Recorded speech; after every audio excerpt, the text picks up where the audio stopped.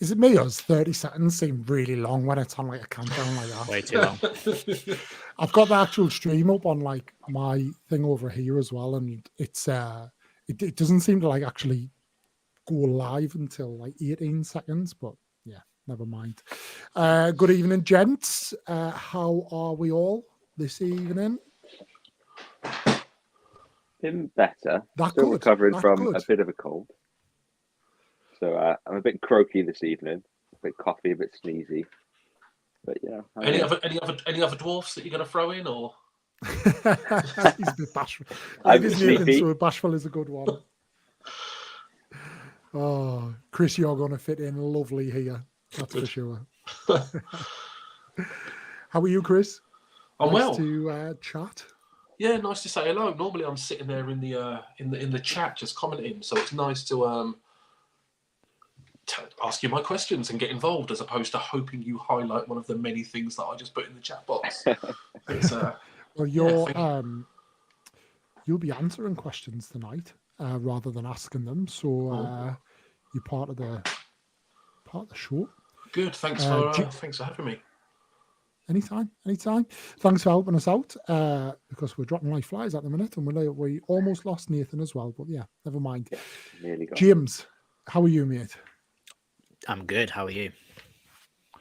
Well, all right, but yeah, you. Yeah, I was hoping for something a little bit more substantial, if I'm honest. Just like I was hoping for something. No, it's all good. It's been busy today. I had a speed awareness course to do today. So lucky you. That was a solid 2.5 hours, which should have been 3.5 hours. But I think we just got a guy who just hated his job, and we were like, "Mate, we're with you."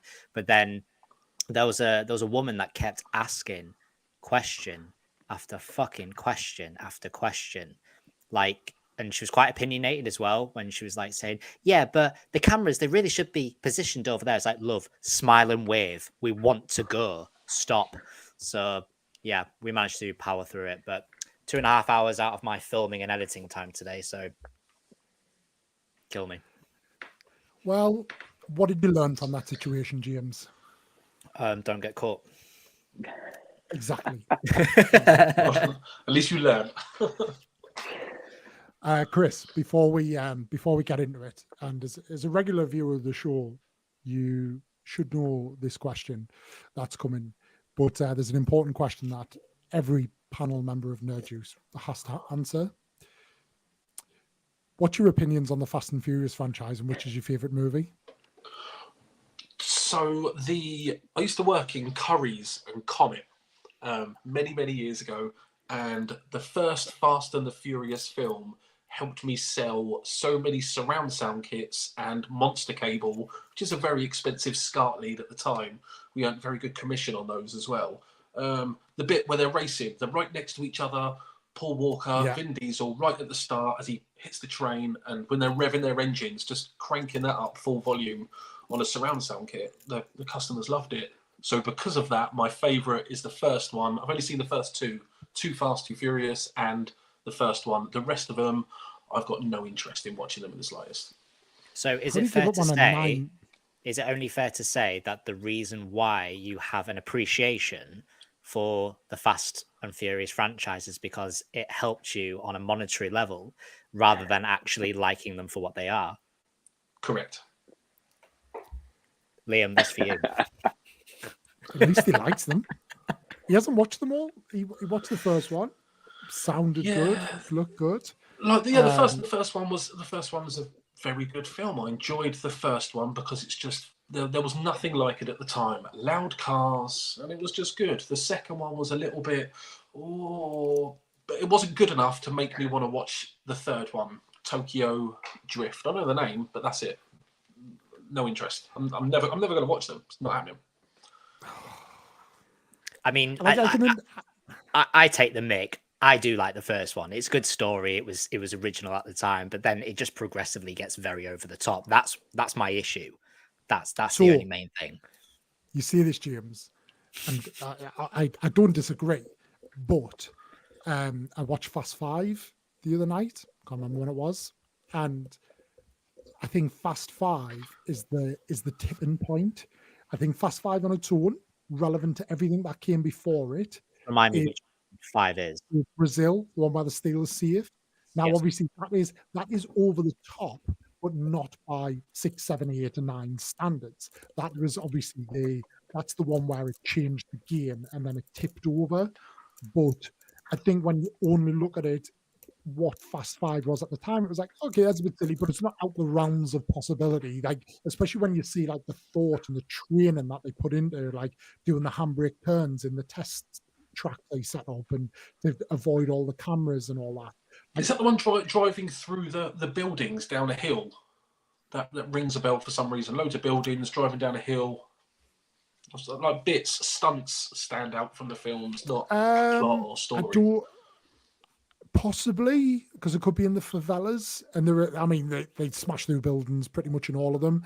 Was it Fast 6 where they are in Dubai and they jump from one building to the other? Obviously, that's where it all started getting a bit silly. But it's silly. We like silly. Are we not going? We're going to space soon, aren't we? We're going to space. No, we've been to space. Chris. We've been to space already. We've been to space. Now. Yeah. The next one, we think that they're going to travel through the multiverse. So we're waiting on that one. Yeah. We're going to get a family of Dom Toretto's. Oh my God, so that is horrendous. We're going to get a Dom. We're going to get a Dom with hair, and it's going to be awful. Did you ever see that episode of Family Guy where there was like all these different versions of Robin Williams? Have you ever seen that? Yes, one where every time it was shakes hilarious someone's hand. Because it was like Peter on top of the house, and then you just heard the occasional Robin. No, which one was it? It was it was when he acted in that movie, Good Will Hunting, where he says it's not your fault. You just heard the occasional, it's not your fault, it's not your fault, it's not your fault. That's literally how I'm just hearing Dom Toretto just going, it's family. Yeah, take me money.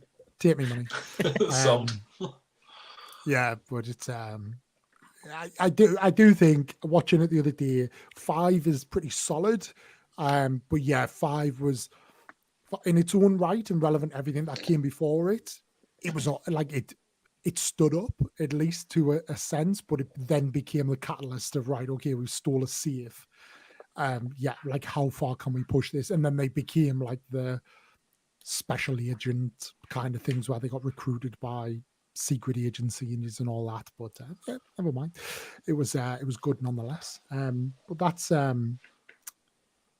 enough about Fast and Furious, at least for the next. How many have we got? We've got 9 currently. 9, and then the next one's Fast 10, Fast X, I think it's going to be called. So it's a bit. I know it's a bit like the Expendables, where we've had everybody been involved with it, but from each one of you, while we're on the subject of it, who's your dream casting? One person for the next Fast and the Furious. Who do you want in the next one? Oh, James is not bothered. I honestly don't care. James is thinking about actors that he doesn't want. I'm just thinking of like I'm thinking of someone that wants to be in it, ironically. So like as a villain, Seth Rogen. Why not? Go for it. You can't make it any worse. You can't make it any more worse than what I think it is. So Seth Rogen. Brilliant. It's like you can hear his laugh in the background when he's coming up with an evil plan. Like, I'd be down for that. I think literally anybody's in scope now because like Jason Momoa's in this one. Like it feels like we talked about this a couple of weeks ago.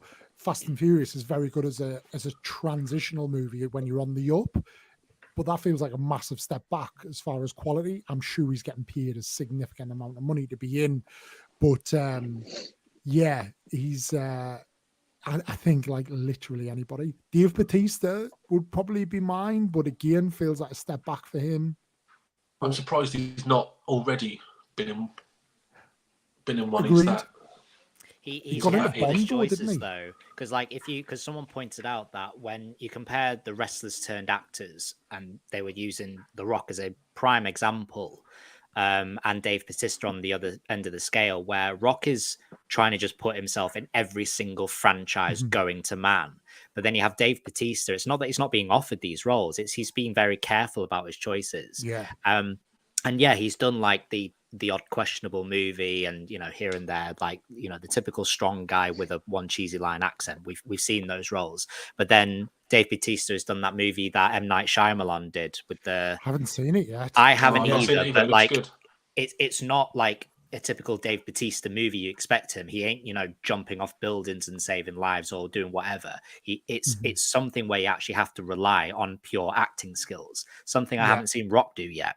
So Dave knows what he's doing. He's channeling, he's exploring new avenues. And like, that's something that I really like. And it's why I really think that you'll never see Bautista in any of those movies. I think he's wanting to kind of be seen as more of what he is. He's like, he'll look at that and be like, yeah, as I say, for the action franchise, he was a Bond villain. Like a Fast and Furious villain is a massive step back from that.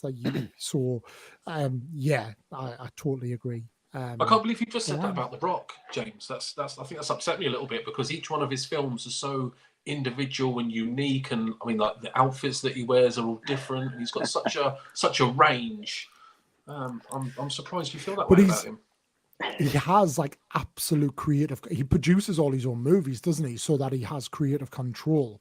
Like Black Adam, he was like, "Nah, it's not. Black Adam is not a Shazam villain, and it has to be tied to Justice League and all that." So he does this, and I'm sure he has a thing where he will never be a villain from a certain point. Like he was like, "I am not the villain," and apparently it's all to do with he wants at some point he has aspirations to be the president in America, so he always wants to be perceived as the good guy. He doesn't lose either. He doesn't lose in his films. I don't lose. That's written. I don't lose. Because he's coming under fire with stuff like that now. People are like trying to see this like arrogant side of Rock and this whole nice guy persona. They're thinking it is just that, a persona. They don't think it's genuine anymore because of how. Because who was it? Was it Zachary Levi that dropped it and kind of exposed him a little bit about how The Rock was controlling things? I'm pretty sure it was Zachary Levi. Somebody definitely did, yeah. And it's it the was Brendan all Fraser thing that breaks me with The Rock. What was that one? Brendan Fraser was obviously he was The Rock in the forefront of all the action films, and he was going to be the next action hero. And he gave The Rock his break in The Scorpion King. Allegedly, it was him that put him forward for it. And then when everything went wrong with Brendan Fraser, he reached out to The Rock for help, and he dumped on him is probably the polite way of saying it, and wasn't very nice to him. And then The Rock took the path and the career that was meant for Brendan Fraser. Allegedly, there's some weird conspiracy around all of that at the moment, which I can see that. I'm glad we've got Brendan Fraser back. I liked him in Doom Patrol when we got him back in that. It's an amazing comeback as well, because it's kind of like saying, because Brendan would never, like, even in the private terms, put up the middle finger to Rock saying, "Ha, fuck you." But his biggest middle finger is the fact that he's holding an Oscar. That is his middle finger. And I love that. Like, that is his comeback. Like, when he comes back to something, he ends up like winning the winnings. It's great. Love it. Are you has anybody watched The Wheel? I want to, but no, I haven't yet. See him. Nope. I'll probably watch it on streaming whenever it drops, but it's supposed to be good. I do fancy that. And do you know what? The Mummy and The Mummy Returns are two unbelievable films, especially relevant to their era. I would imagine if you watch them for the first time now, especially as a younger viewer, you'd be a bit like, what is this? It's a bit over the top, overly cheesy, but that's kind of how films were made then. Yeah. But yeah, they were awesome films. I would love a new Mummy film. They tried to do a third one, didn't they? But it didn't really land. No, well, he did a third one with his son, didn't he? Where his son's grown up, and Jet Li. And then is the Tom Cruise Mummy film linked to the same franchise? No, I don't think so. From what I remember there, people were calling it like a soft reboot, where it was basically like, it's called The Mummy. It's got the same kind of premise, but they were trying to create a cinematic universe with all the classic horror people, because you had Jekyll and Hyde that was in that movie as well, and that was supposed to lead on to his own movie. I think they were going to bring in Frankenstein, werewolf, all that kind of guy. So it'll never be the League of Extraordinary Gentlemen with no. That's another film that fits with The Mummy, and another one, Van Helsing, is another film that top fits tier. I absolutely love that movie. Van Helsing and The Mummy. Our good friend, what's his name? Hugh Jackman. Hugh Jackman. That's it. It is. I could not think of Lovely film. Love that was an absolute top tier film. That was great. It was back in the day when everything got a sequel as well. I was just waiting around for a Van Helsing 2, but I never got it. So I was really, really disappointed. Would that not have been because he was snapped up and massively utilized by Marvel, so he just didn't have anything in his schedule for many years after that? just like, sorry, I'm busy. I'm Wolverine. Sorry, mate, I'm Wolverine. Probably got him out of a great many things, but I'm glad he's back. I'm glad he's coming back for Deadpool. We get to see them on screen. Properly. Yeah. As opposed to that abomination that we'd seen previously. It's I can't wait for that. That's going very multiverse as well, isn't it? Well, this is I suppose this is the general concern, like, of people, that is it going to be overly Disney-fied? I saw something the other day where it was like a rumor of who the villain is going to be, or the villains and stuff, and I was like, wasn't expecting it. I can't remember who they were though. But yeah, there's I'm not going to allow myself to not get excited by that.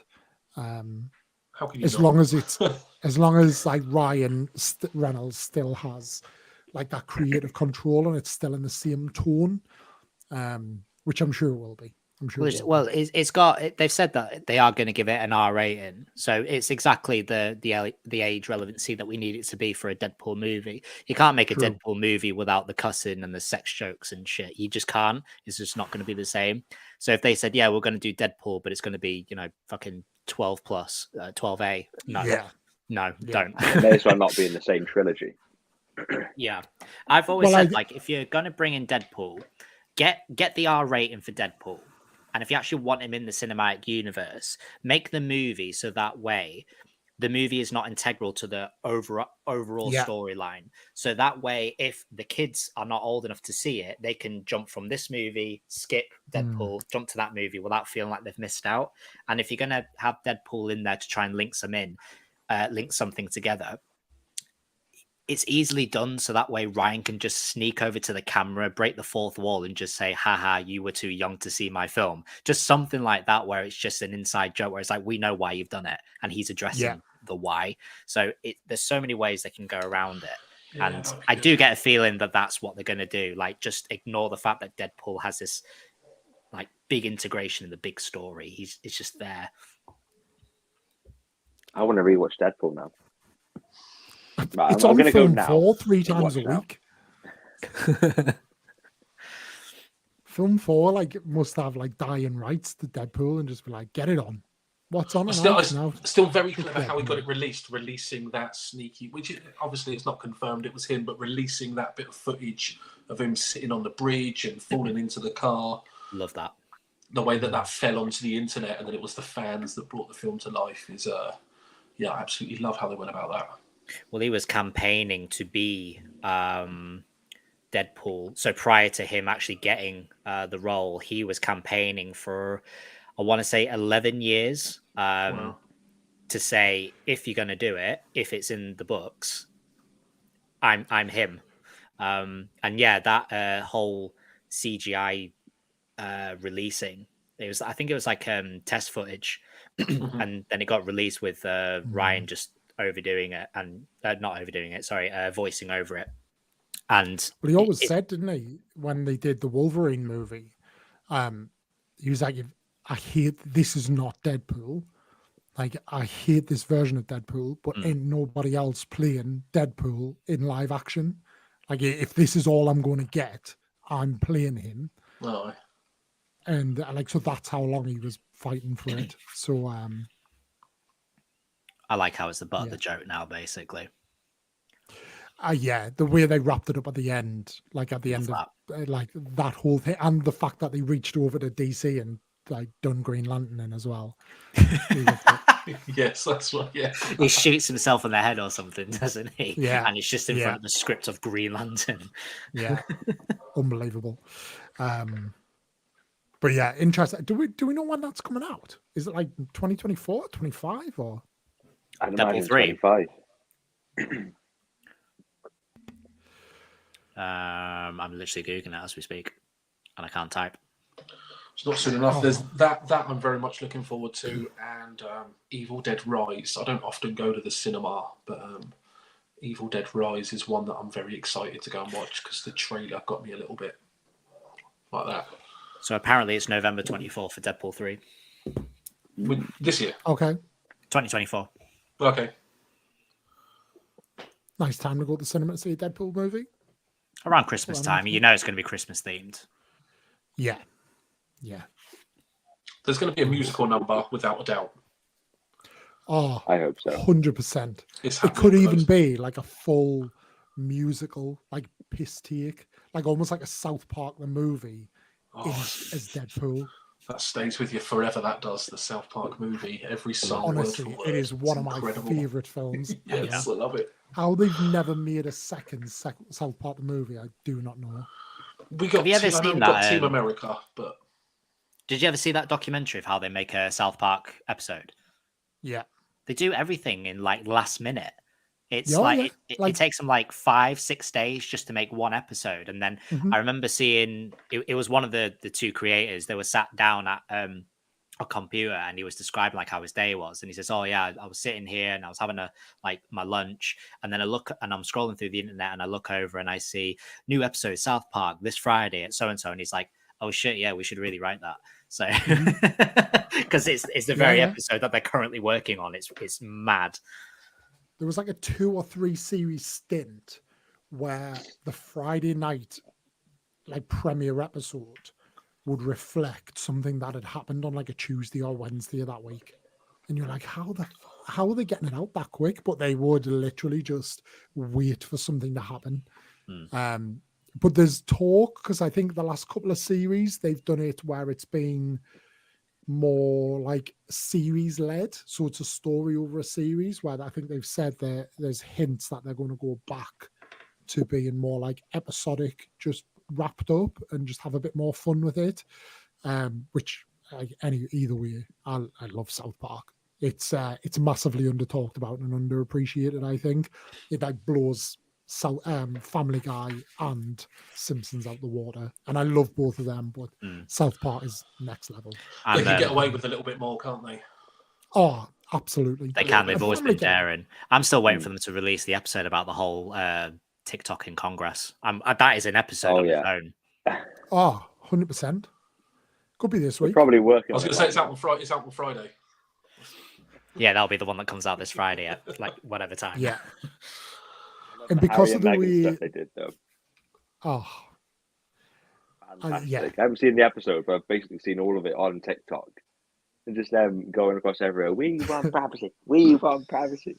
Oh, I love that. what I thought was Fantastic. funny was there was a news article, probably like Fox News or something like that, or like one of the right-wing news broadcasters had done a thing saying, "Oh, like Harry and Meghan threatened to sue, like over it." And I was like, "You're never going, like nobody's going to do that."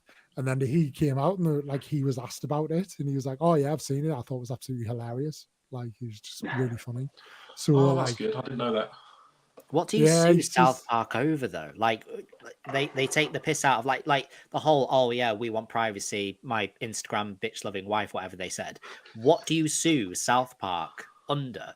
Like what is it that you say that you did? oh well, yeah, well the fact that they start with that disclaimer, and then they do nice subtle like just tweaks to steer it wholly from a specific character is genius. But I think if anybody was going to sue, there would be many people who would be ahead of them in the queue and probably would be more justified. Yeah. like the whole Michael Jackson episode. I was just about to say that the Michael God. Jackson episode, if anything. That I've never laughed so hard in my life. Just oh my god, it's because what was it? It's they were treating him like like they were confused because they didn't know how to treat him. Like, do I treat him as a white man or do I treat him as a black man? And it's the whole police community sort of area. No. Because he's been in a there's few one where episodes. he moves into South Park with Blanket, and there's only Blanket. And then like the kids try and befriend Blanket, but he's overly protective of Blanket. That's it, yeah. And then they end up going round, but then Cartman really attaches himself.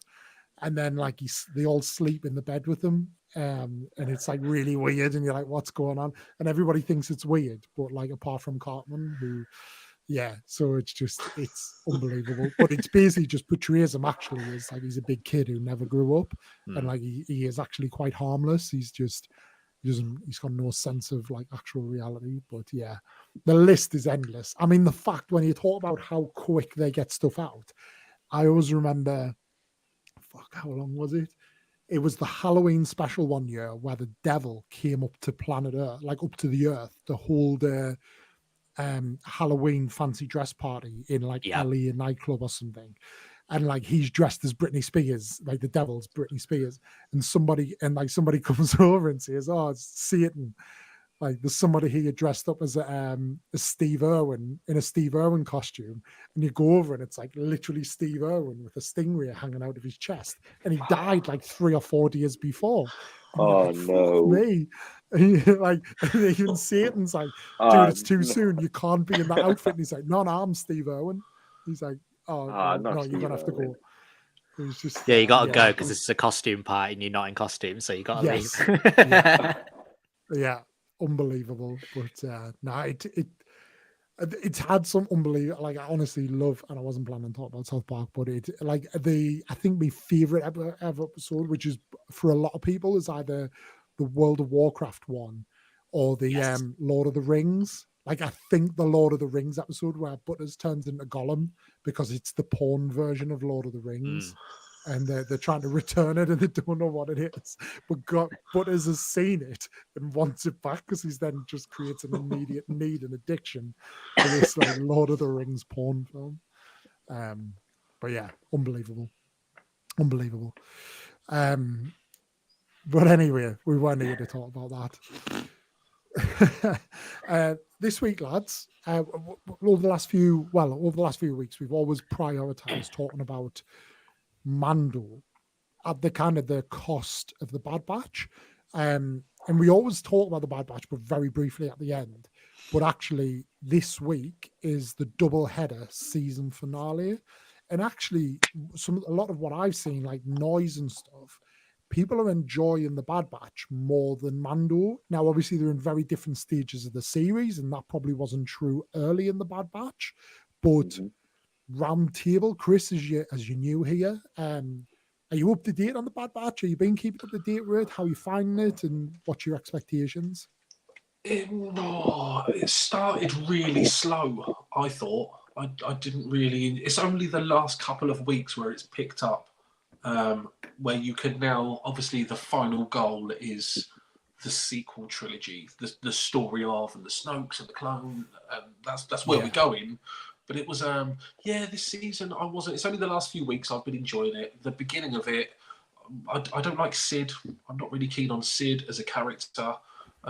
Just the interactions that she has with the Bad Batch, I just thought it slowed stuff down. There was the pod racing episode.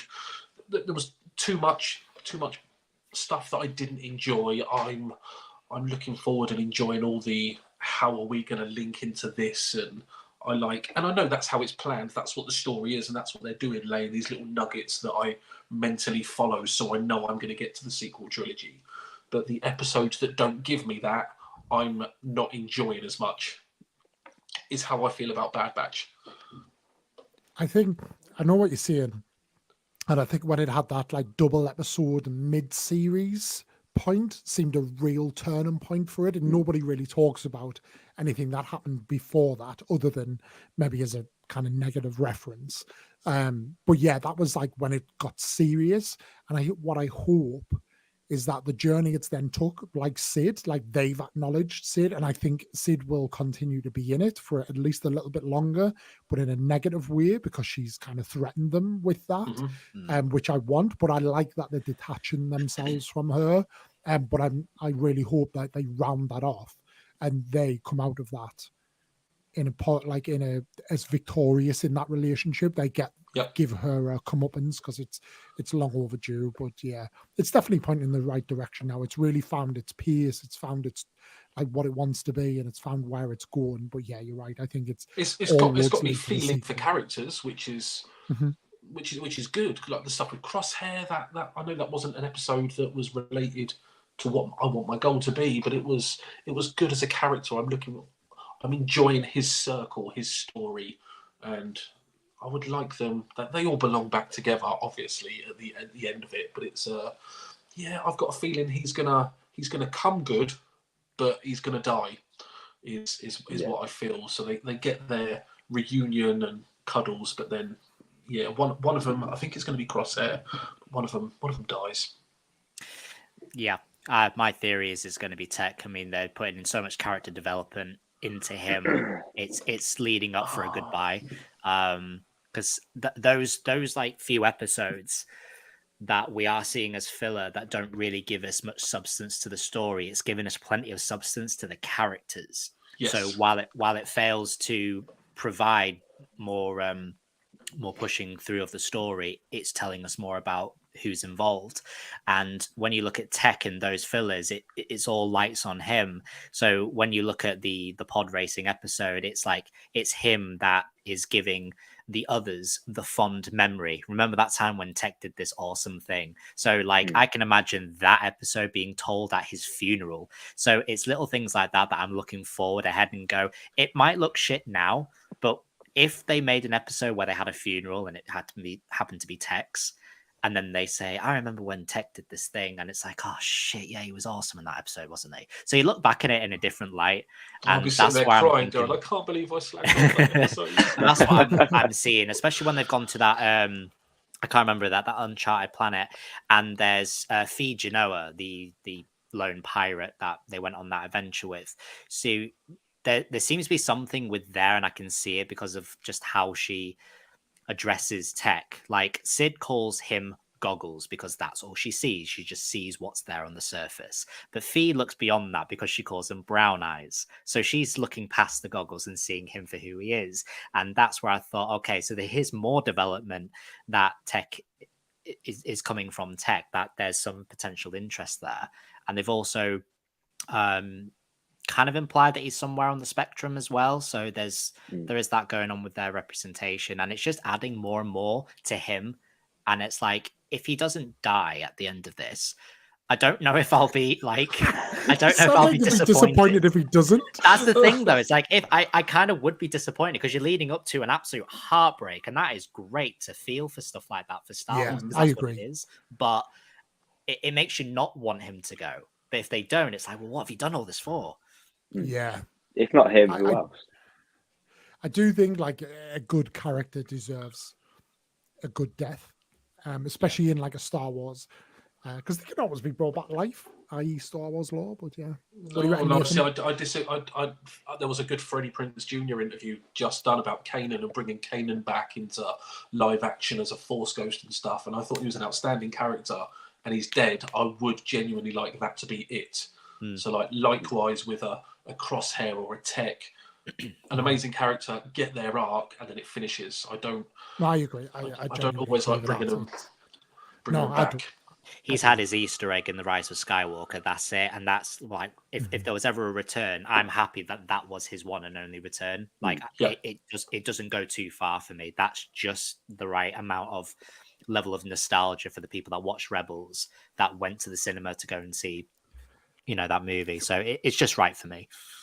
And we're going to get the others, aren't we? As a Rebels fan, you're going to get the Rebels crew. So I can't wait to see I can't wait to see what a live action Zeb looks like. More than I know we've seen Chopper live action. That's fine. I want Zeb live action. No, I agree with that. He's the one that I'm really interested to see. How does that translate to live action though?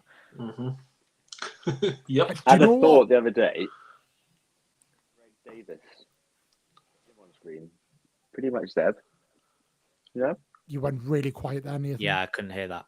Did we say Greg I had a Davis? thought the other day. Yeah, Greg Davis. Just cast him as Zeb.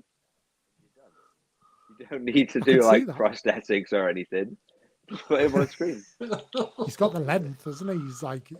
Yeah. I actually never thought of that, but yeah, I could see that. Good shout. Sorry, Greg Davis, if you watch him. I don't think you are, but I'm sorry. He's actually on my TikTok at the moment, commenting saying, "I can't believe that God. Nathan's just accused me of being Zeb."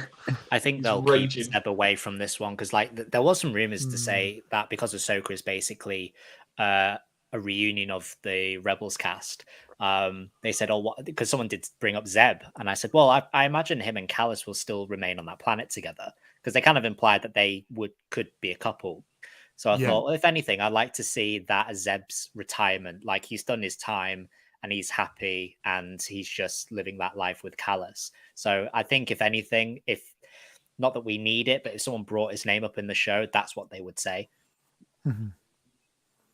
Yeah, and they could do a somewhat of a cameo with him if they wanted to, rather than it being a focal point in there. But yeah, we'll say it's the one character I've seen no mention or reference to with leaks of or hints of who's going to play them. So that kind of tells me that he's not going to be there. You never know. But to that point, though, I do think Star Wars do it better than anyone. We've said this before, but Star Wars do it better than anyone, particularly Marvel.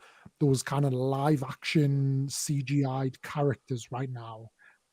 Last couple of weeks in Mando, they've been outstanding. The pirates, as an example, were incredible. The ones that were going into the bar, they look so even from season 1. Just Book of Boba, just the Cantina Patreons and things like that. They've come so far. Yeah, they're just absolutely outstanding. It was if anyone can do it, they can do it. Absolutely. They've just invented, like that's Rogue One, like some of them in Rogue One. I always forget the name of Saw Gerrera's kind of right-hand man. The tubes, two tubes, that one. Yes, yeah. We'll call them two tubes. Yeah. Yeah, I do.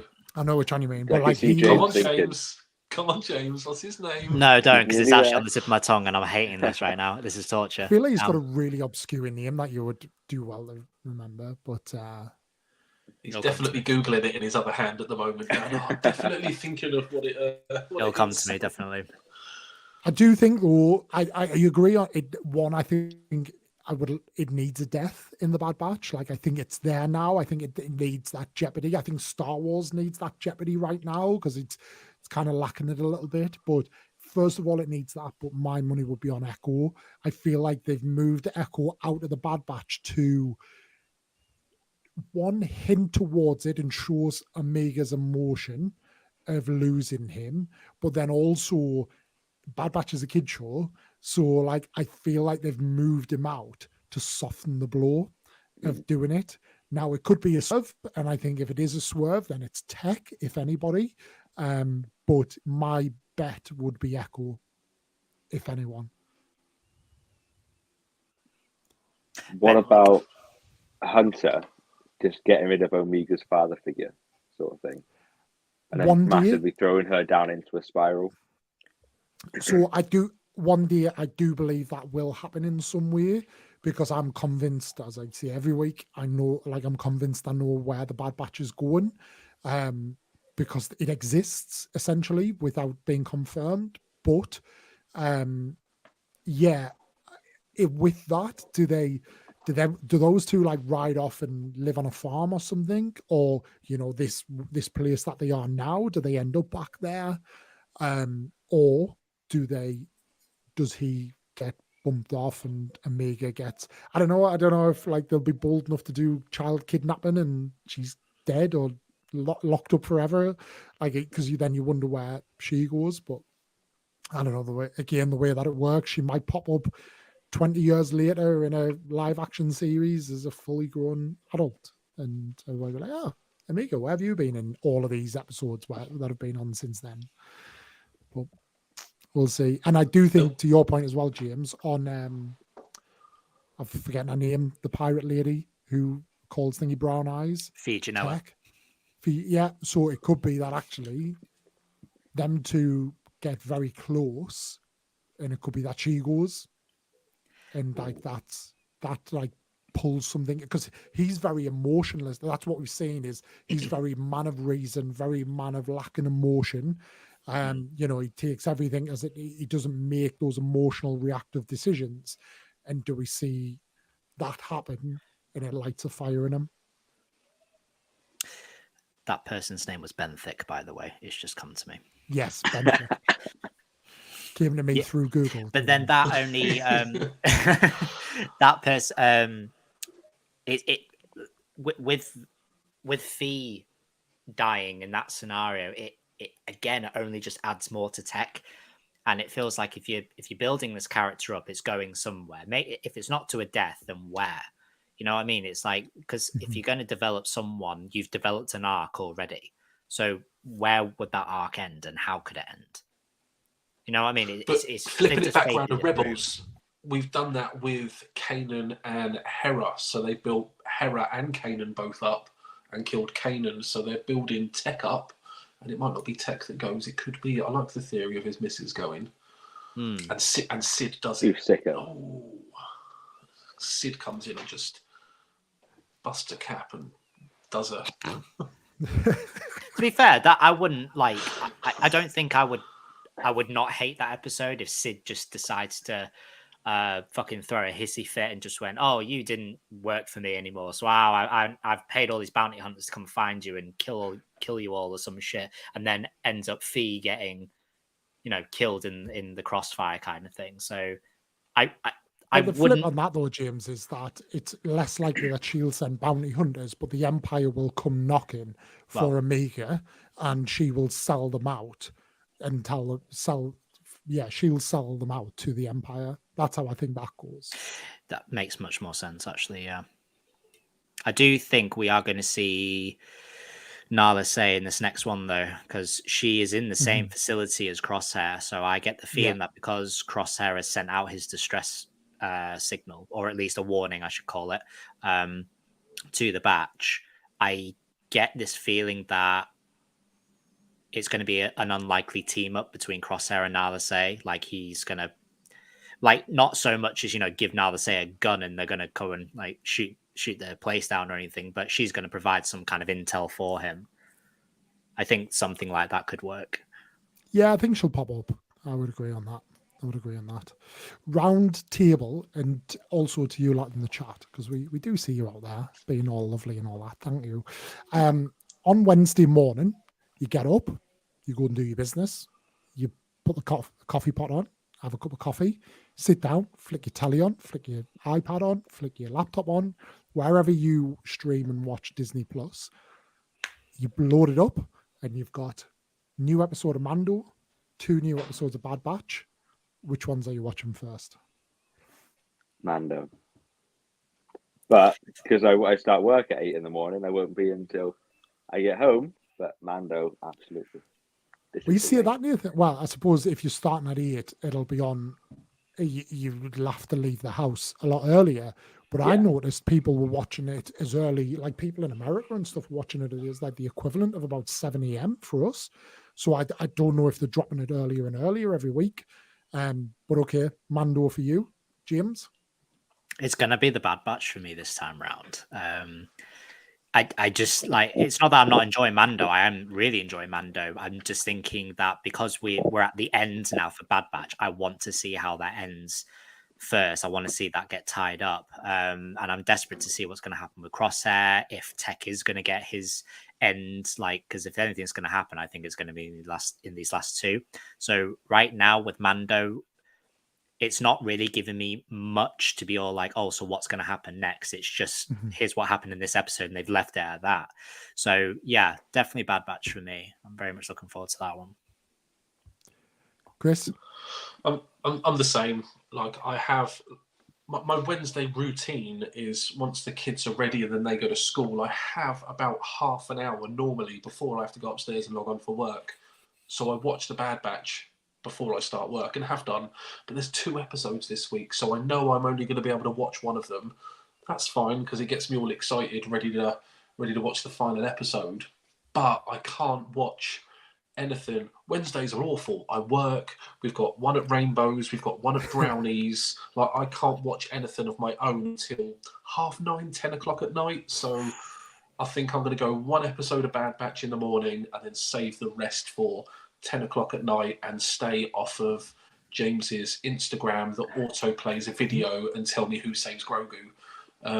Like what happened last week. You did give a spoiler warning. I was going to say, I addressed this by saying there was a spoiler warning, so I'm not having been outed. No, 100%. You put a spoiler warning at the beginning, but Instagram just plays a video, so I missed there's a spoiler, and it appeared in the background, just a big fat picture of him, and I was obviously still really happy when it happened, but I was devastated. That's the only spoiler I've ever done. I try and stay off social media on an important day and just TikTok, post my video that's in my drafts and then turn it off. But that's literally me. Like, I'll have just only in the drafts. I'll only go directly to the, like, because obviously when you load up TikTok for the first time, it throws you straight on the FYP. My eyes are closed and I already know where the profile. So I'm just pressing that and I'm going straight to my drafts, uploading and leaving my phone to the side. I get too many people screen recording and holding their phone at their television, uploading it to TikTok at 6 o'clock in the morning and then tagging me in it going, what did you think of this? I'm not interested. I'm not going to respond to you until tomorrow or 10 o'clock at night. Like, the editors are so damn quick, though. It's like within, 10, 15 minutes after the episode has ended, like, doesn't matter what episode it is, there will be some kind of an edit. Like, whether it's Bo-Katan shaking her ass down the damn Mandalore alleyway, it's something, within like 10 minutes after the episode ends, it's there. And it's like, how are you this quick? I don't get it. Yeah, people are literally screen grabbing it from the off, aren't they? And then, it is impressive. They probably have templates set up in like CapCut now, which does the job for you. Just drop it in, cut it up and drop them in. But, so this week will be the first because I'm away with work, so I have to leave the house at like 6:30 on Wednesday morning, and then I'll not get into the hotel till about 6, 7 o'clock at night.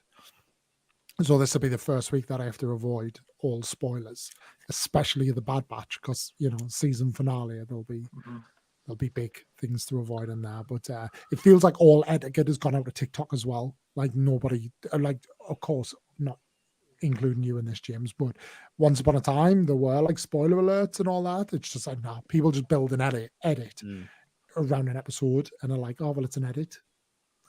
It's like to them, I was gonna say they don't really have that consideration. It's just more like, I need to get this finished and get this uploaded as soon as I can, because I have to be the first one to do this edit. That's what it's all about. And they're wasting time by putting spoilers on there, and they know it won't generate as much views because people will just scroll straight past it.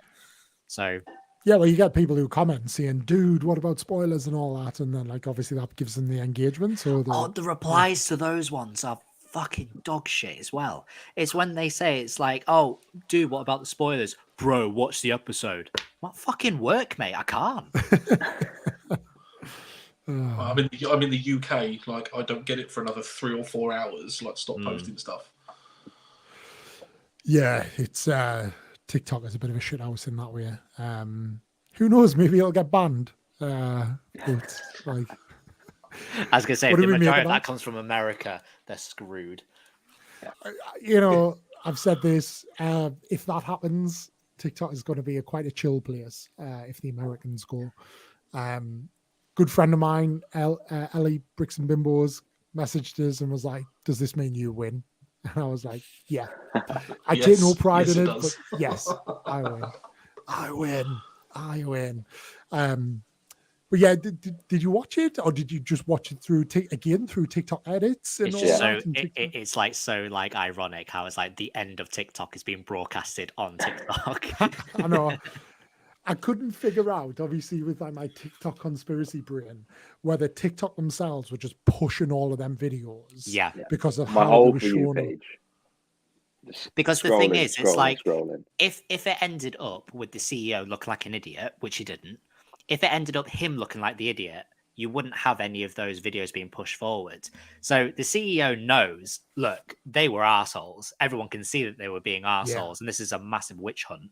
So I know for a fact that people have common sense, and I already know and can sense who they're going to side with. Me, us, TikTok. So every time someone's going to be using the hashtag TikTok or TikTok ban, whatever, they are pushing them out.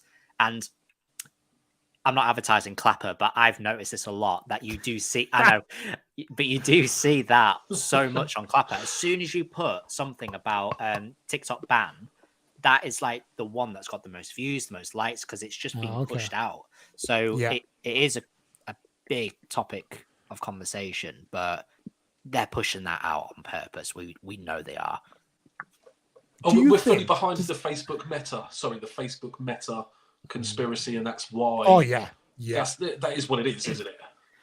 100%. The fact that these people had no idea the questions they were asking. It's so amazing. I was literally just going to ask there. Do we think? I'll call him Mr. Chu because I can't remember his first name. But do you think that he was caught out in that he was expecting a higher level of questioning? So he went like empowered with a load of answers about data security and bit encryption and da-da-da-da-da. And then they're chucking questions at him like, Mr. Cho, does TikTok access the home Wi-Fi? And he's like, what? I love his facial expression off the back of that one as well. It's exactly like you just started getting. That was like a hesitant. Yeah, he hesitated before and like I don't like to think it's like did he really just ask that? I like to think it's like I need to choose my words carefully so I'm not calling him a fucking idiot in front of millions of people watching it. Yeah. I don't know how he had the patience to deal with it though. Like when he's being asked so many stupid and obvious questions that don't need an answer, he's giving it to them. The eyesight one got me though. That was hilarious. The pupil dilation. Yeah, where it's like, oh, does the camera need to see your face to determine age? And he's like, nah. It's like the only time it does that is if where the camera needs to see your eyes. So if you're using filters and he had the glasses, and he says, so why does it need to see their eyes if they're like he was talking like he was Joe Biden at that point because it wasn't a full sentence, and he was like, why does it need to see the eyes if they're dilated or something like that? And I'm there going, what? The best part of that little question was then when he'd said, because he'd said that and it's saved locally on the device, then it's deleted immediately. And he was then he jumped on the age, like how do you determine a user's age? He's like, well, we use age gating like everybody else does. And he's like, well, what's that? And he was like, well, we ask the user their age, but then we go a step further. He was like, we'll go a step further in that when a user makes a video public, we scan those videos and we assess those videos to then kind of make a determination of what they are posting links with what they've told us. And he's like, well, that's creepy. And he's like, it's fucking public, mate. Like it's not like we're looking at stuff that not anybody in the world can view.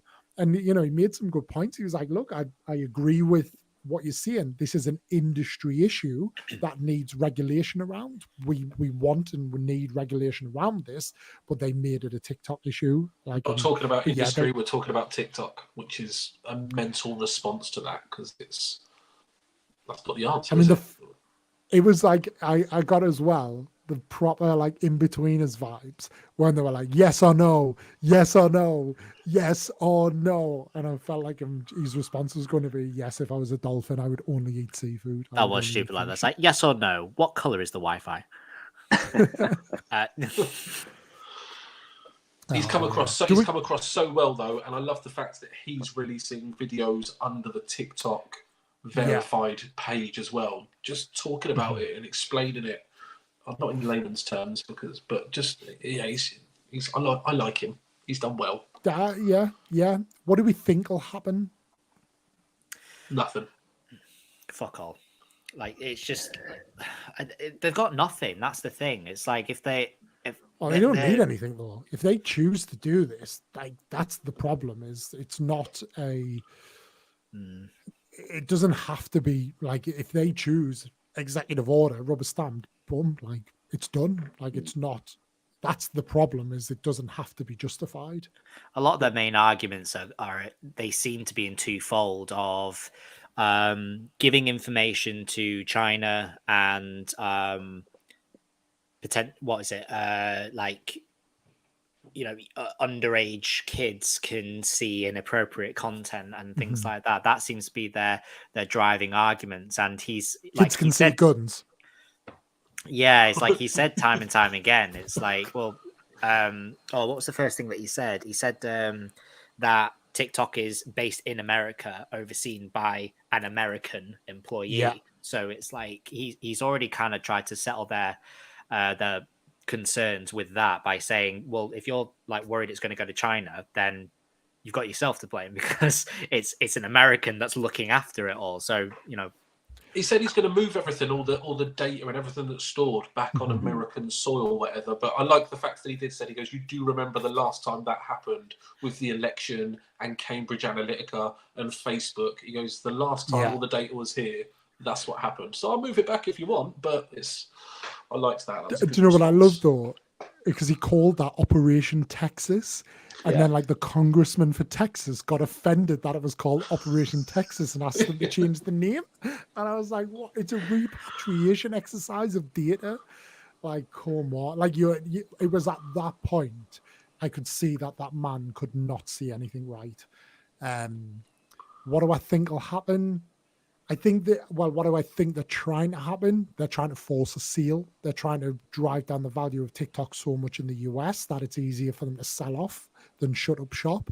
Who'd buy it? You can guarantee Meta would buy into it massively. If that, they would have like at this point, Mark Zuckerberg is like the villain out of is it Iron Man 3 or is it Iron Man 2, the one with Mickey Rourke in? 2. Yeah. 2. So not like the villain who's like the government advisor, but also has his own tech firm that he knows nothing about. Yeah. And tries to take over Stark Industries. I'm forgetting his name. He always plays like a Weasley character. That's Sam Rockwell is the actor, isn't it? I think so, yeah. They've used that scene as well and compared. This is basically what happened in Congress as well, where Tony Stark is like speaking to Congress. They've compared that to the TikTok CEO. Like saying this is basically how he's like ran over them with. The thing is, like, they kept interrupting him and all that. That's what really pissed me off a lot. It's like, if you're asking a question, and I know that they've said yes or no, so and so, so and so. It's like, you've not asked a fucking yes or no question though. You've asked like something that has got so much layers and is not in a simple case of black and white. There's so many shades of gray in there. It's like, you can't just say yes or no. What's your stance on this? Well, fuck you. I need to explain before I actually say. Yeah, it was the type of questions they were asking. Go on, Ed, sorry. You can tell by the type of questions that they were asking him. They've already made up their minds on what they want to do. They want it gone from him and China, basically. So it's just they're trying to make it as difficult as they can for him and TikTok as a whole for now. Yeah. It's I do think they're trying to force the seal.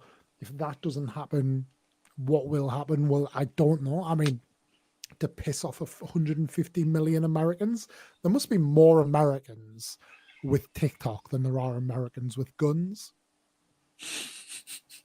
Considering like New York, nobody really owns a gun in New York. There's probably more guns in the whole of America because I'm sure, but a lot of people who have guns have like 10 guns out in like Wyoming and all that. Like they have like a rack full of guns, but I reckon there'll be more people.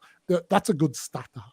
So, but yeah, like I don't know if it'll go, but if it does go, like, what does that mean for us?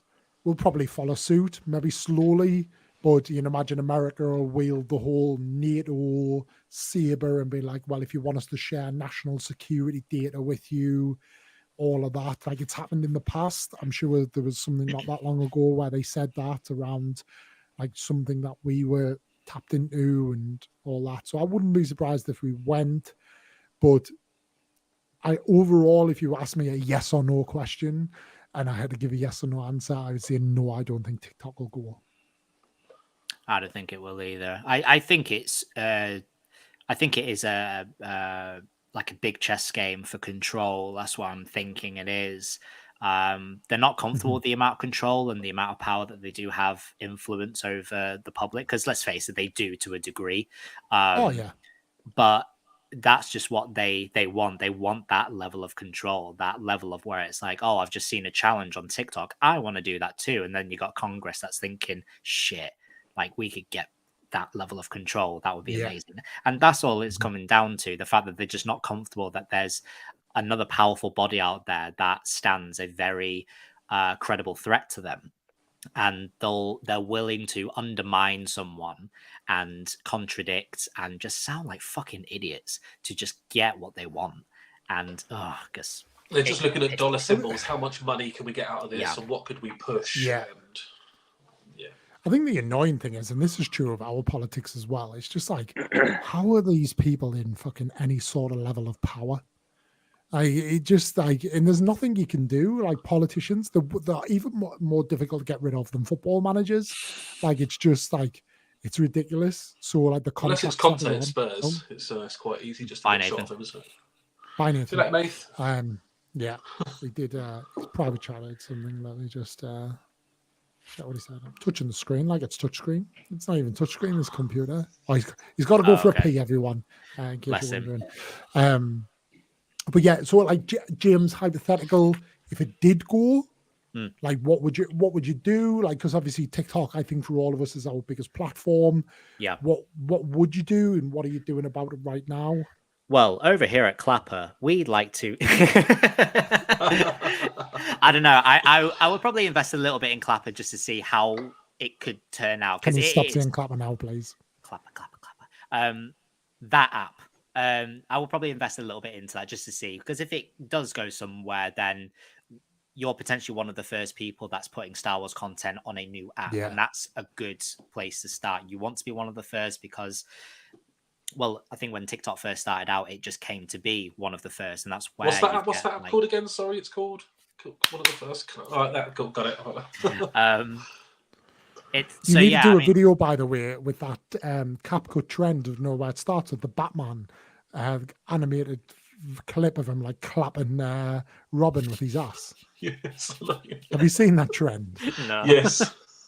Oh no. It's I've seen that one. Yeah. And then it's like Men in Black music or something, but it's the original what it was. Yeah. I know what you mean. Yeah. I'm probably going to invest a little bit into that one, but at the same time, I'm really invested in Instagram at the moment. I'm actually enjoying being on Instagram a lot more. Mm-hmm. So if anything, that will probably be my primary source. But yeah, it's just, I don't know. I mean, I put up a video not long ago advertising that, if TikTok goes to shit, while it won't affect everybody in the UK, it will affect you in the US. So if you're still wanting to see me, you can see me here and there. So I don't know. It's just getting comfortable with the other apps and just seeing where you can sort of, Agreed. Jordan, I agree. It definitely needs a new name. Who knows if it goes the way it's looking? TikTok might be up for grabs pretty soon, which would be a good name. Nathan, if welcome back from the lavatory. I feel like a new man. Good. If TikTok was to go, what would it mean for the future of your social media creation?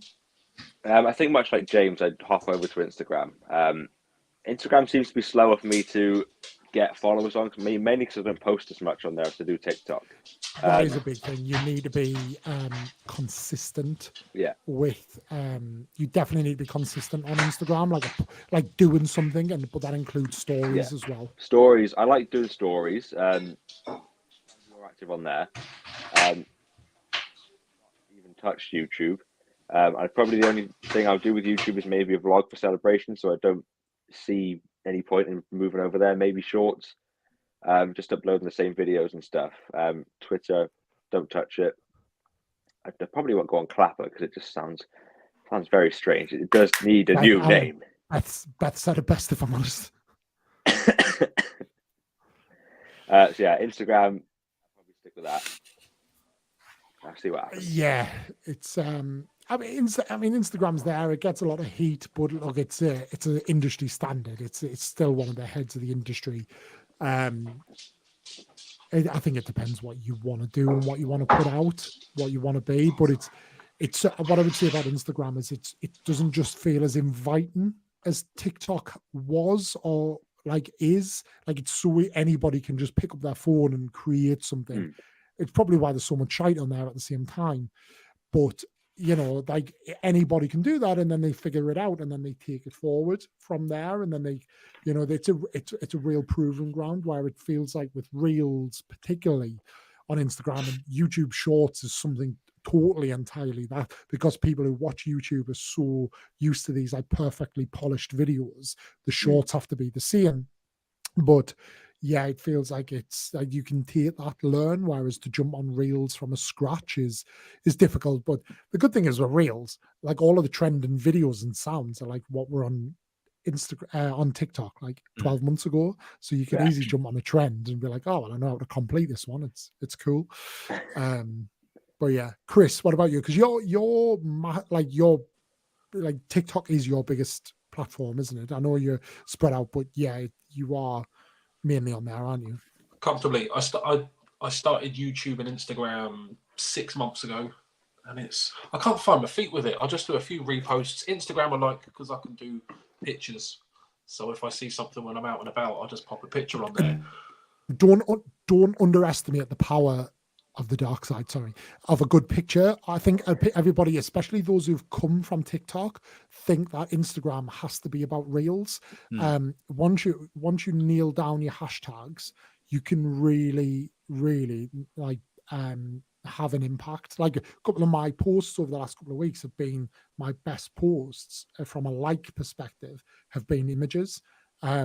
They are catered to so many more people, especially non-English speaking people, with like a good caption so that they can read through and understand what's going on. Pictures says more than 1,000 words, right? That's what I need to nail. Captions and hashtags over on Instagram. YouTube is just it's just a reposting platform for me, but it annoys me because I will post a video on TikTok and it will get. I done one a little while ago. How did they shoot this scene? And I'll do the scene, and then I'll cut to the behind-the-scenes footage, and I get like 6,000 views on TikTok. I posted it on YouTube, and it's just hit 650,000. Incredible! And I posted it on Instagram, and it got 4 views. And like I don't. Oh yeah. It confuses me. Algorithms. The algorithms are so different. I haven't found my feet with the other platforms yet. Yeah. It's difficult because so speaking from experience here, I switched off on TikTok about 18 months ago, and I was like, right, I'm going to grow my Instagram, and because Instagram has more tools to then push you out to other places, like the links in stories and stuff like that. It's not guaranteed, but it's a drip feed and it definitely works. But so I was like, right, I'm going to focus on that. So with that, I was posting more images, I was using my story more, and I was making reels that were catered towards Instagram, not TikTok. And with that, I grew and got up to a peak of about 25,000. I was then posting on shorts. They kind of took some time, but again, posting one a day, every day. And it was only certain, like the ones where you talk to the camera just don't work because people don't want that from shorts. So it's very different in that sense. Hashtag strategy is very different. But the problem you have is with shorts, reels, and TikTok is they're all built on algorithms more so than just general posts. Like when you think of like Twitter or an Instagram image.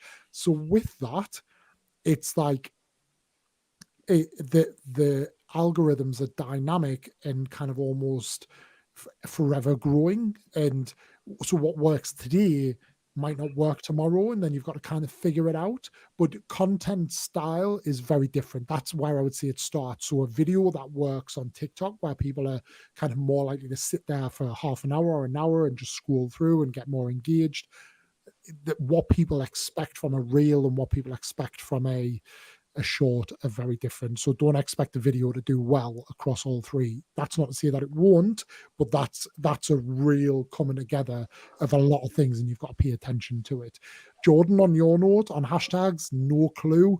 I've seen that video doing the round on TikTok lately where it's like some creators had a meeting with Instagram and they got like a download of what Instagram are promoting lately. I always take them things with a bit of a pinch of salt. I still stick at about 5 to 7. But yeah, it depends. But right now, I'm not in like an Instagram focused mindset, so I'm just kind of copy paste, off you go, and away you go. But it's a very different community as well, particularly for us like Lego creators. Like Lego Instagram is far more serious than Lego TikTok. But yeah, it's an interesting space. But It's the first. I don't like the ones on Instagram with the second within you post it, you get 4 or 5 notifications saying DM promote us this. and promote this, and I'm just like, no, I don't want it. Yeah. Yeah, I'm all right, promote thanks. out this one. Like at first, when I saw them, I was like, it looks spammy. But then when you actually click on the thing, it goes to a page that's got like over 200,000 followers and stuff. So Yeah, but click on it's really confusing. If you click on any post on there, they've got less than 100 likes. So it's right. bought and bot followers. It's not. And I do wonder then, do you pay them to post your image? Or is it just a fan page? It was one of the things that I need to be a little bit more wary of, because that advertising job that I did, Liam, they reached out to me on Instagram first. And the only way that I thought, how do I check if this isn't like a scam? Someone's not like, just trying to get some info. I went to his page just to check. Oh, let's see. Mhm. And they had about 300,000 followers. And I thought, oh, well, there you go. Then they've got to be real if it's that. Luckily, it was real. But yeah, if they are buying followers, then that's definitely something to be wary of. Yeah. Yeah, I doubt people have got like 300,000 followers to be scamming, but certainly to be spamming, yes. In that, Chris, I'll if you don't mind, I'm gonna we'll use you as a bit of a test case if you want, but I'll just ping this up because this is a fantastic little image that you posted recently. Yes. But That's great. this is from your Instagram. But I notice here you have no hashtags. Now, granted, it was for a charity thing, but yeah, I think some hashtags on this would have really, would really have kind of launched So I'm gonna say there is. Where have I put my hashtags then? Because if they're not cropping up there, I know I tagged Nando's, I tagged Mind Charity, and I tagged me and the Northeast Legion, and I'm adamant I wrote the Mandos at Nando's and put a load of hashtags in there as well. I'm adamant. So you've got the Mandos at Nando's there. Oh. You've got Nando's tagged as the location. So you've got this, and then you've got Mind Charity. So, but there's no. I'll go back and so I can go back and edit that, because usually I put Star Wars cosplay, and between 5 and 12 different hashtags normally on a picture. I type in a word like Star Wars and I see what's got the most amount of things. So you've got next that as to it. well. Yeah. So if you click on the picture, so this is that, but yeah, it doesn't look like there's any hashtags on there. Oh, okay. That's the only thing missing. But never mind that. How fantastic do you look here, by the way? Oh, thanks. It's taken long enough. There's a few things I'm unhappy with, but it's it's just I'm really happy with it. That's how I started TikTok. Me sitting in the garden, sanding my helmet, and got me quite a following doing that. No, it was that's how it started. So it's nice seeing it. Which Nando's were you at there? That's I only ask because it's local to me. That's at the Silverlink. Did you go into Nando's? I didn't know. It's just over, literally just over the road from me. I can pretty much see it from the window, the Silverlink. So it was the Northeast Legion, load of guys who give up their free time to go around hospitals and just raise money for charities, just nice things. And I crew for them at events at the moment, and I got the bug for it. So it's normally me taking photos and standing there with a charity bucket, but I got the taste for it, and that's what it's turned into. That blue and yellow Mandalorian there on the right. It's why blue and yellow? So one of my I used to have, I still got an Xbox, but it was it's inspired by the Fallout jumpsuit. Is the color scheme? Right. It was I played a lot of Fallout just before our first daughter was born, and I just always liked the jumpsuit. I liked that game, so that was the inspiration. Not to jump the gun, but would you like? Can you see yourself making more after this, like another type of cosplay that's inspired by something else, or? Oh, I'm not too sure. Like I enjoyed out of all of that, I enjoyed the painting. I didn't like the layers of sanding and stuff in the garden. It was good just to do in the summer. So I might do another helmet, but then I know once I've done that, I've got I've got two different chests already. I've got another chest that I don't like, but it's but yes, in short, I probably would do another one. Yes. If Alice has taught me anything, you never ask a cosplayer how much money they have in their outfit, but how many hours do you have in this? I will answer both. Hours, too many. Like too many. I'd sit like too many. Like you spend so long spray painting and sanding and car body filler and sanding and the levels. There is a playlist on my profile of all the different steps, and I've got to put it all together. But it's far too many hours, and money wise, a lot of it is either given, donated, promoted. Like a lot less, like the belt, for example, was gifted to me as an Obi-Wan Kenobi Jedi belt that I pulled apart. The pockets were from a car boot sale. The pistols were gifted. The gloves are some old cycling gloves. The boots are just some old boots. It's you'd be surprised. You can if you budget and you're strict, you can get it in. I reckon if I paid for certain bits, probably less than 300 quid, I reckon. That's not bad. It's not bad at all. I suppose It's a this lot is less the than I was beauty of thinking. becoming like your own character as well. Because if you try to be someone, then it's very specific and you're on Etsy and people are making them custom for you. Whereas when you are like, and right now, there has been never a better time to create your own Mandalorian because they're all coming out of the It's come woodwork and they all together look perfect. Yes, the last couple of episodes, and then I'm like, oh, hang on, I'm canon now. This is amazing. Wait until you see like someone with exactly your thing, and you're like, "Fuck, rip me off!" Raging. Oh, yeah. Nah, it looks awesome. How well can you see out of that helmet? So it fogs up really. So that's the first time it's ever gone outside, other than just opposite in the woods, opposite the house, quickly for a couple of pictures. That's the first time it's ever been out in public. Imagine walking through the woods at night in fucking the northeast of England and you come across Chris in full Mando. So I want to get some good pictures with the lightsaber. I know he doesn't have a saber normally, but the saber in the woods. I want to take it down a Tynemouth by the lighthouse as well, on the rocks, and get some good pictures. But it's nothing in short. I was walking through the Odeon cinema, which is quite dark, and I could only see lights on the ceiling. Outside, it's not too bad. It's just sunglasses, so it's fine. Nice. And were you always planning on making this and wearing this, or was it because of celebration, or is that again as that one just kind of timed perfectly that this is when it's giving you the push to get it over the line?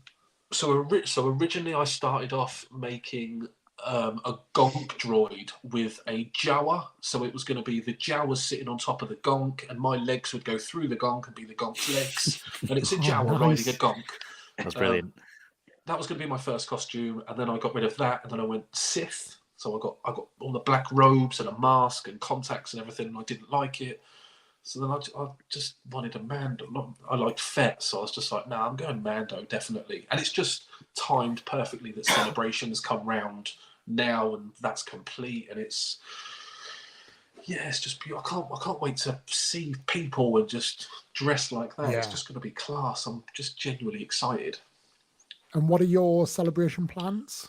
Because you're only there a day, right? I'm only there a day. I'm staying in a pub just south of the river, about a 20-minute walk. So I've got to get dressed in the pub, walk 20 minutes as Mando, get the cable car.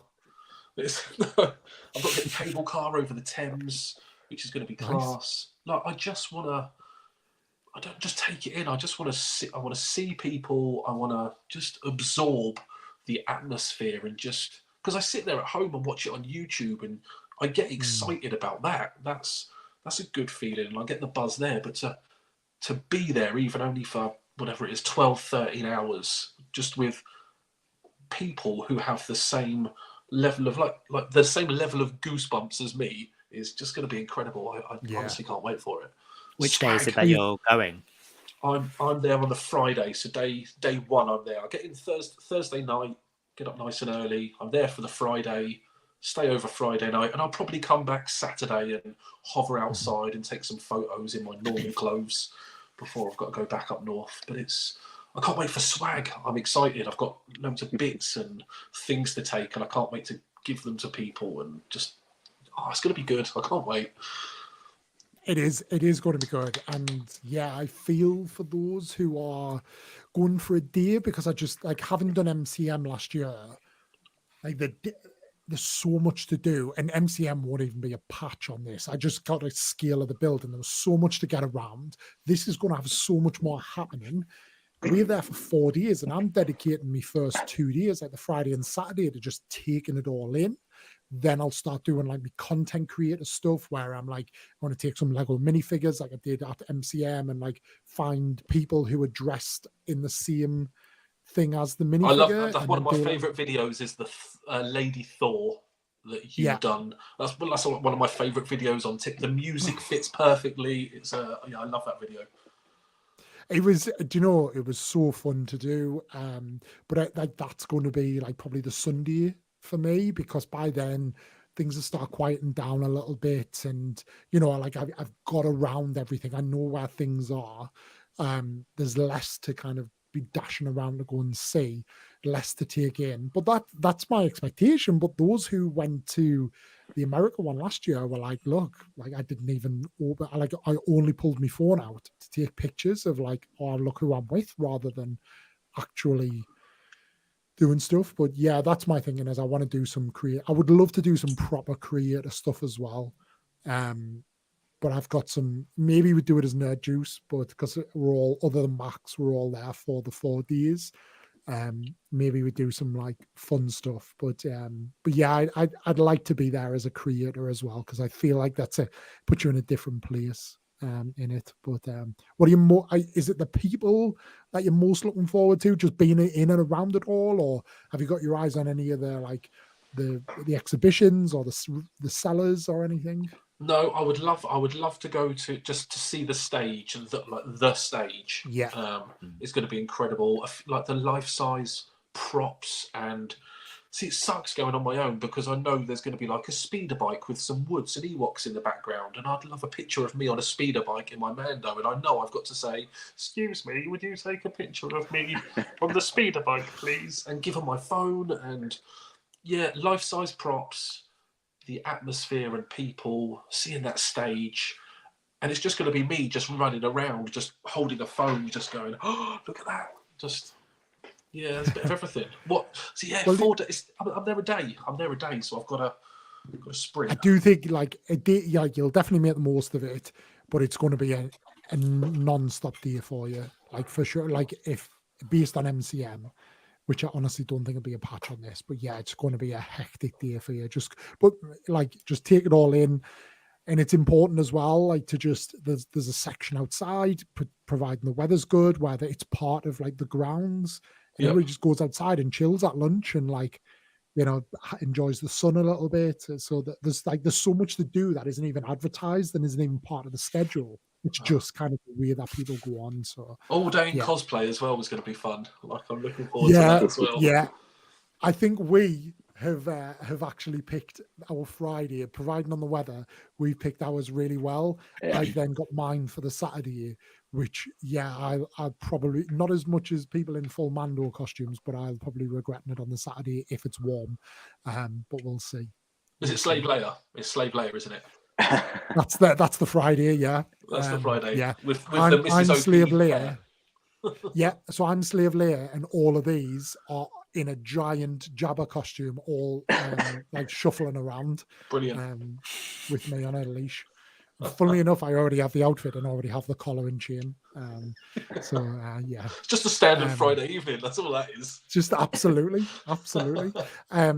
Jordan, good question actually. So literally just before we started the stream, it felt like the emails were starting to come out about the different panels. did anybody? I know Nathan, you and I were like in the group together, so you and I got the same email. Chris, did you apply for a panel on the Friday, and did you get it, or have you heard anything yet? Just the main one on a Friday, the main stage. I've not checked my emails yet because my phone is up here, streaming, promoting this at the same time. So I'm excited because I started, and then 3 seconds later, you lot were going, "Oh, I've got my emails," and I'm like, "Well, I can't check them now, can I?" So I'm looking forward to checking them. Be sure to let us know because it's it'll be good. James. Because we spoke briefly before we went live, but yeah, the one that me and Harvey have got is the Ahsoka panel. We're going to the Twin Sun stage, so I don't think that's the main one. That's just going to be the one that they'll feed. It'll still be live. It's just being fed through to a different room, and we're doing that Saturday. Nice. Yeah, Nathan and I had the same heartbreak, so got the email through. And for the villains of the sequels, I thought, fucking get in. Like, I've got one. Like, I didn't mind what it was. Get me one. Get me in the room. And then, was it you mentioned it, James? Or somebody mentioned that, actually, I think it was you, about that Twin Sun stage being like a stream room. And I was like, actually, I didn't check. Asked some of the guys, and they're like, "Oh yeah, like, so we're in the Galaxy stage." And they're like, "Oh yeah, the Galaxy stage is streaming room. It's not the live stage." And I'm like, "Fuck." Yeah. So we quickly decided we're not going to bother going. We're not going. No, we're not going. We're making a stance. Yeah. I'll watch it in the hotel in the evening on my mobile, on a bed in my pants. I'll do that. Do you know, it'd be absolutely my luck though. I'd pie it off, and then they would pop up in that room with something, like Pedro Pascal would walk in or something and be like, "Oh, is Obi-Wan here?" And I'm like, "No." Yeah. I'm sure that won't happen, by the way. But, I'm lost with the names though, because it's like when you say Twin Sun stage, I'm lost with that. I've not properly looked onto the website because I'm sure they've got a map that tells you. It's on the app. Have you activated? I've not explored. I've got the app. I've just not explored it. I've seen like their schedules where it tells you the time and things, and I've seen that there's been references of stage names, but I've not looked to see what those stage names actually mean. So when I see Twin Suns, I just relied on Harvey telling me that's not the main one. We have to sit in a room and basically watch fucking TV. So, so the celebration stage is the main stage. Yeah. Everything else is like a smaller stage. But from what I understand, there'll be stuff that like you can queue for on the day. So there'll be stuff that's not a lottery. You literally queue up, and then they'll say, "Right, here's the cutoff. You're not getting in." So then it's like, we were talking about this before we joined, Chris. Like, for you who's only there a day, do you want to waste 2 or 3 hours stood in a queue when you might not even get in for something that you don't even know is going to happen? For us, I think the Lego have got a panel there on the Saturday. I'll go and see that because at that point it's Saturday and I'm like, I've probably done the round, so I'll go and see that. But yeah, it's one of them. It's make the most of your time. There will be no queuing from me if I'll just push to the front. No, if I'm not in, if I haven't got the Chris, you are going to the celebration stage to watch that panel. I'm not going to queue for any others. I will do what I do every single year, and I'll watch it on my phone in the evening. I won't feel like I've missed it because I've absorbed and experienced so much other stuff whilst being there. I've been a part of it. Well, the irony is, it does say on the thing that you need to check in for your stage, even when you've got a ticket, 30 to 45 minutes beforehand. So you're still queuing like an hour. Like, that one that we've got like starts at 11. So you're not doing anything before then. You're literally going in to queue, and then that's it. But yeah, like, what's ironic, Chris, is I don't think you can push the queue and jump the queue in that Mando outfit, but I definitely think you could have. No, I think you definitely could have jumped the queue as a gonk with the Jawa sat on top. Like, people would have been like, "Get him in, get him in." Whereas I think as a Mando, like, I don't think it works. I don't think it's It's a good opportunity though. The queues to chat and meet people. It is, and give swag out, and just like we do, like we're chatting now. What's your thoughts and theories on this? It will be good to listen to other people's thoughts and theories, unless they slag off the sequel trilogy. I won't be talking to them, but it was well, I'm looking forward to it. Do you know, like, I'm quite happy. I was happy for a moment when they said we'd got the sequel villains one, because the Q&A on that is going to get like dirty. Yeah, Like Palpatine returns somehow. See, I didn't Elaborate. think they would be like that because I mean, like this is I can't speak from experience because I've never been to a con, so this is my first one. But from the people that I've spoken to, that I've been to many, they've always said that it's an incredibly different experience to what you do online to going out and meeting actual Star Wars fans because you get the anonymous trolls that'll just talk shit. Yeah. But then when you're actually talking to a Star Wars fan, Oh, you must need bye to shut Nathan. down. But when He's gonna pee again, apparently. has he put something in the chat? He has. Just Got to pee again. Yeah, it's bullshit. He's got the shits. I know he has. I've been holding mine for like 45 minutes. That lad needs to man up. It's like just put a bucket underneath your table. Man up. Come on. That's exactly what the Parsec Sabre's cup's being used for currently. But yeah, it's like that's what they've said. They've said like online, you know, you get anonymous trolls that are just being dickheads, but when you actually go to a con and interact with others, it's such a very positive and different experience. So like, if anything, if they want to ask questions about, oh, you know, would you not have done this differently with the sequels, you'll probably get that level of respect when you're asking those types of questions. But I from what I've been told, I can't see anyone just like asking one of those kind of underhanded questions where it's like, so what kind of drugs were you on when you decided to say Palpatine's return? You know, I can't see them being that way. That's the only thing. Yeah, and from what I've seen of the Star Wars ones as well, I've seen different types, but actually some of the panels are more like an interview rather than like an actual Q&A. But I've seen more a Q&A is more like Comic-Con style panels. But who knows? Who knows?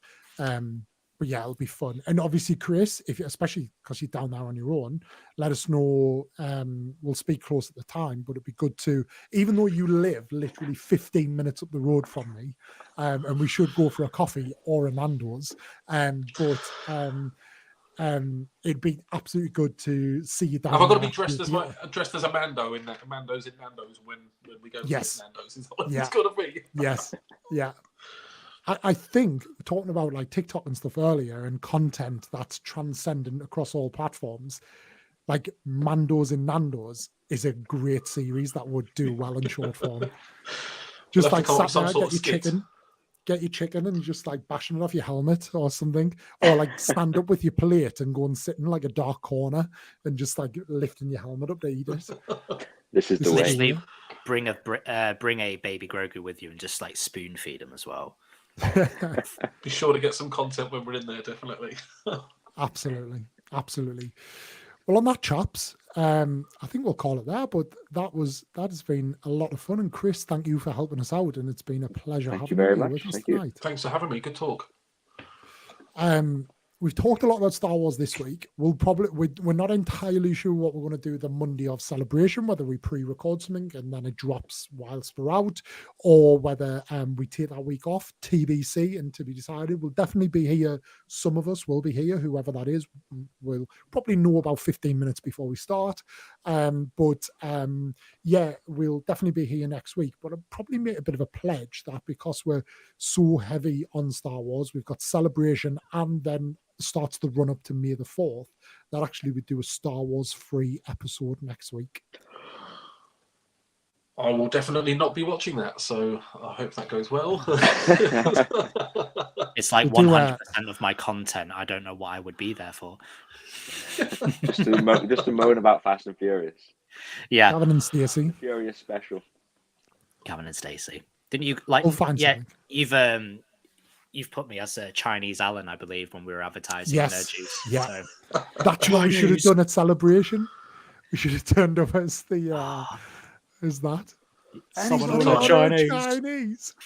In fact, I'm going to scrap that rule already.